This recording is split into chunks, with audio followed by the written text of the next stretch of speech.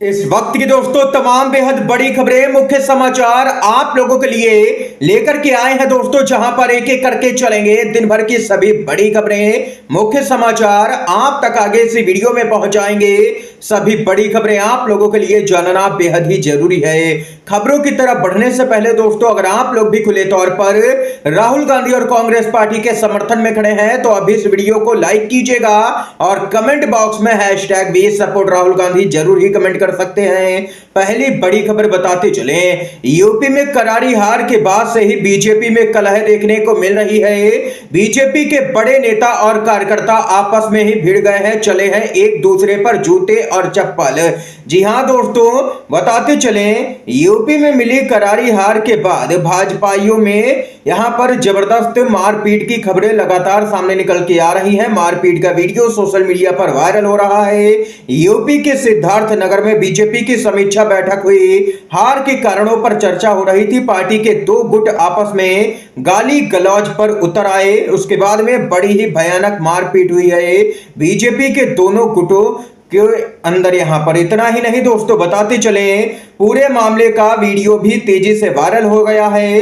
हार के बाद से बीजेपी में आजकल समीक्षा बैठकें चल रही हैं, लेकिन अब नेता एक दूसरे पर ही हार का ठीकरा फोड़ रहे हैं और करारी हार के बाद में बीजेपी में कलह देखने को मिल रही है। नौबत यहां तक की आ गई है कि अब बीजेपी के नेता एक दूसरे पर जूते भी चलाने लगे हैं। ये उत्तर प्रदेश से खबर आई है दोस्तों। इतना ही नहीं, लगातार यहां पर देश के छात्र भड़क रहे हैं केंद्र सरकार पर, क्योंकि ये सरकार कोई पेपर ढंग से करवा नहीं पा रही है। सारे ही पेपर लीक हो रहे हैं। इसी क्रम में यहां पर धर्मेंद्र प्रधान का छात्रों ने विरोध किया है और उनको काले झंडे आज यहां पर दिखाए हैं। बताते चले इसी क्रम में राजस्थान कांग्रेस प्रमुख गोविंद सिंह डोटासरा का यहां पर बड़ा बयान आया है सामने निकल के।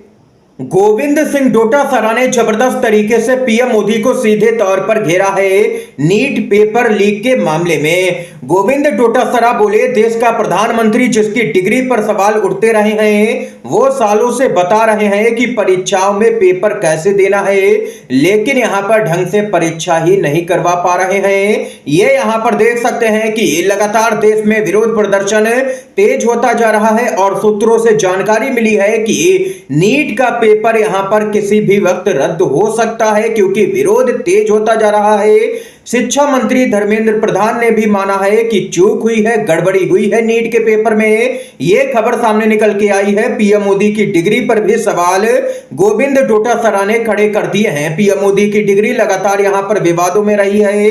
इतना ही नहीं दोस्तों, केजरीवाल को लेकर के खबर आ रही है। अरविंद केजरीवाल की रिहाई से यहां पर डर चुकी थी बीजेपी, इसलिए ईडी को किया आगे। अरविंद केजरीवाल के मामले में दिल्ली हाई कोर्ट ने फैसला रिजर्व किया है। जी हां दोस्तों, दिल्ली हाई कोर्ट का फैसला आने के बाद ही तय होगा कि अरविंद केजरीवाल जमानत पर बाहर आएंगे या फिर नहीं। 2 से 3 दिन में आएगा दिल्ली हाई कोर्ट का फैसला। लेकिन आप लोगों को यहां पर सबसे महत्वपूर्ण बात बताते चले, दिल्ली की राउस एवेन्यू कोर्ट ने अपने आदेश में यहां पर ऐसी बातें कही हैं जो सीधे तौर पर दर्शाता है कि ईडी बीजेपी के अंडर ही काम कर रही है। ईडी तोता बन चुकी है भाजपा का। जी हां दोस्तों, क्योंकि ऐसी ऐसी बातें यहां पर जज साहब ने कही हैं कि आप भी चौंक जाएंगे। दिल्ली की कोर्ट ने कहा कि अपने आदेश में लिखा गया है कि ईडी अरविंद केजरीवाल के मामले में पक्षपाती रवैये से काम कर रही है। इतना ही नहीं, जमानत देते समय राउस एवेन्यू की जज न्याय बिंदु ने लिखा कि ईडी अरविंद केजरीवाल के खिलाफ में पूर्वाग्रह से काम कर रही है। जज ने लिखा है कि ईडी के पास में केजरीवाल के खिलाफ आगे बढ़ने के लिए सबूत पर्याप्त नहीं है और उसे किसी भी तरह से हासिल करने में समय लग रहा है। ये यहां पर कहना है जज का। यानी कि कुल मिलाकर के देख सकते हैं कि जज ने भी माना है कि केजरीवाल के खिलाफ में ईडी पक्षपाती तरीके से काम कर रही है। इतना ही नहीं, 100 अपराधी छूट जाएं पर किसी निर्दोष को सजा ना हो, केजरीवाल को बेल देते हुए जज ने अपने आदेश में यह महत्वपूर्ण बात भी यहां पर कह दी है। इसके साथ ही दोस्तों एक और बड़ी खबर सामने निकल के आ रही है। बड़ा खुलासा हो चुका है। भाजपा का भ्रष्टाचार अब यहां पर धीरे धीरे सामने निकल के आने लगा है।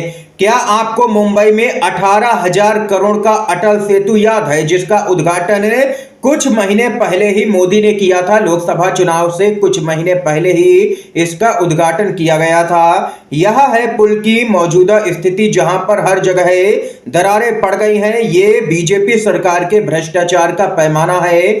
जिस पुल का उद्घाटन किया था उसको अभी यहां पर उद्घाटन के 6 महीने भी नहीं हुए और वहां पर दरारें पड़ चुकी हैं। यह मत भूलिए कि बीजेपी ने अपने नाम पर कितना पीआर किया, जिसमें रश्मिका मंदाना और अन्य के प्रचार वीडियो भी शामिल हैं। उन लोगों ने भी बीजेपी का प्रचार किया। यह महाराष्ट्र के लोगों के लिए एक चेतावनी के रूप में काम करना चाहिए कि कैसे यहां पर खुलेआम भाजपा लूट कर रही है और विधानसभा के चुनाव में उसको महाराष्ट्र की जनता को सबक सिखाना ही चाहिए। देख सकते हैं कि 18,000 करोड़ की लागत का पुल बना और पुल बने अभी 6 महीना भी नहीं बीता है और पुल में दरारें पड़ चुकी हैं। ये है भ्रष्टाचारी सरकार जो कहती है ना खाऊंगा ना खाने दूंगा, लेकिन खुद ही सारा खा जाते हैं। दोस्तों, आप लोगों की क्या कुछ राय है इस खबर को लेकर के कमेंट बॉक्स में बताइएगा कमेंट करके।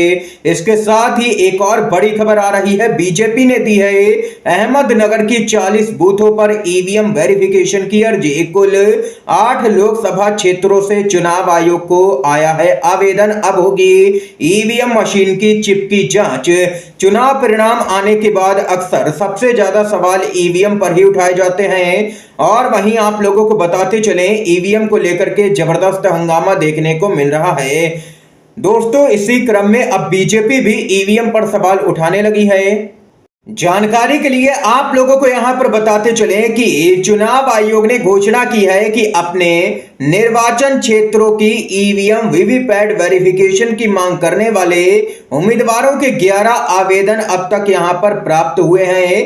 कुल मिलाकर के 8 लोकसभा क्षेत्रों में ईवीएम वीवीपैट वेरिफिकेशन के लिए आवेदन भेज दिए गए हैं, जिसमें 92 पोलिंग स्टेशन शामिल हैं और वहीं विधानसभा चुनावों में 2 राज्यों के 26 मतदान केंद्रों पर 3 आवेदन भेजे गए हैं। इन आवेदनों का मतलब है कि इनमें से प्रत्येक निर्वाचन क्षेत्र में 5% ईवीएम में डाले गए वोटों का दोबारा से मिलान किया जाएगा और अगर कहीं पर भी गड़बड़ पाई जाती है ईवीएम के वोटों में और वीवीपैट के मिलान में, तो यहां पर पूरे ही लोकसभा क्षेत्र या विधानसभा की फिर यहां पर काउंटिंग की जाएगी।